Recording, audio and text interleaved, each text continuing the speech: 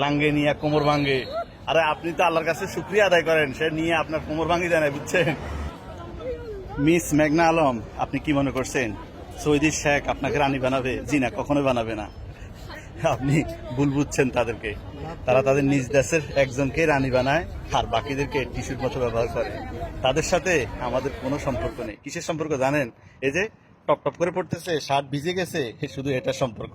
যেদিন আপনার শরীর থেকে এটা আপনি ঝরাতে পারবেন না, এই পরিশ্রম আপনি দিতে পারবেন না, সেই দিন থেকে তারা বলবে আসসালাম আলাইকুম, বাস আপনি আপনার জায়গায় যান, আমি আমার জায়গায় আছি।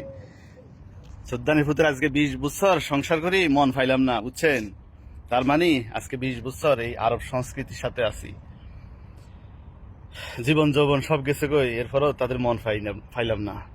আপনি কি মনে করছেন 2 লাইন তারা মিষ্টি কথা বলছে আর তার প্রেমে পড়ে গেছেন? এরকম কিছু নাই। যে 2 লাইন মিষ্টি কথা বলছে ওইটা তাদের প্রয়োজন ছিল, বুঝছেন? প্রয়োজন ফুরিয়ে গেলে শেষ।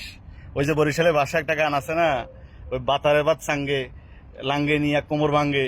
আরে আপনি তো আল্লাহর কাছে শুকরিয়া আদায় করেন, সে নিয়ে আপনার কোমর ভাঙ্গি দেয় না, বুঝছেন? আমাদের বাংলা সিনেমার একটা সালমান শাবনুরের একটা ডায়লগ আছে না, যে ব্রাহ্মণ হয়ে চাঁদের দিকে হাত বাড়ানো। তা আপনার কাজটাই তেমনটাই হয়েছে, বুঝছেন? কি দরকার ছিল?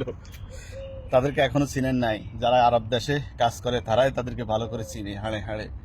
আর আপনি নিজেকে মিস ওয়ার্ল্ড মনে করেন। আর আপনার চাইতে আমাদের গ্রামের টুনির মেয়ে অনেক সুন্দর আছে, বুঝছেন? আলহামদুলিল্লাহ। এই যে আপনি ঠিকমতো কান্নাও করতে পারতেছেন না, কি জন্য? ওই যে মেকআপ নষ্ট হয়ে যাবে, যেভাবে আপনি ফলাস্টার করছেন। সুবহানাল্লাহ। কোন ফাগলে যে আপনাদেরকে মিস ওয়ার্ল্ড বানায় আর কোন ফাগলে যে আপনাদেরকে সুদর্শন বানায়, সেই ফাগলটাকে আগে ধরার দরকার আছে, বুঝছেন?